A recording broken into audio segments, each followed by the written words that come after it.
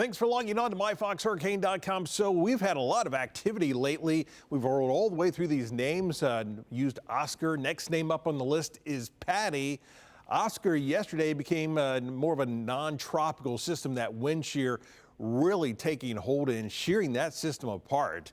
Look at where we've been so far this season. We've had 15 named storms, 10 of those becoming hurricanes, and 4 major hurricanes. You compare that to the average and you can tell it has certainly been very active. The nice news is now things are quiet. You look across the tropical Atlantic, have a lot of that dry southern air working its way across to the eastern Atlantic. Of course, this time of the year, we're really not looking that far out into the Atlantic, but this has been an unusual year. So at this point, we're watching everywhere down across the Caribbean and up into the Gulf of Mexico.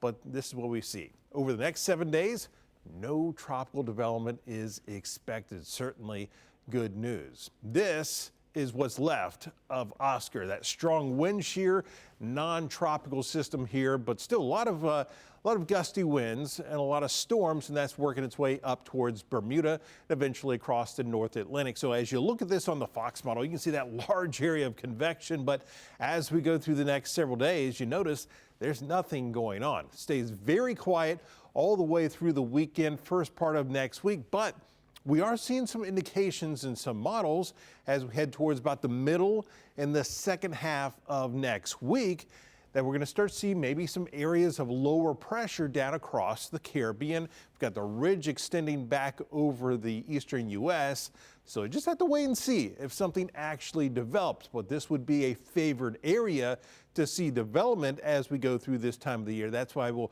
pay attention to this very closely as we head into next week to see if anything actually develops. Here we are with Hurricane Christy. This is actually in the Pacific. This is what was at one point Nadine. Nadine made landfall over the weekend across Central America, lost that center of circulation.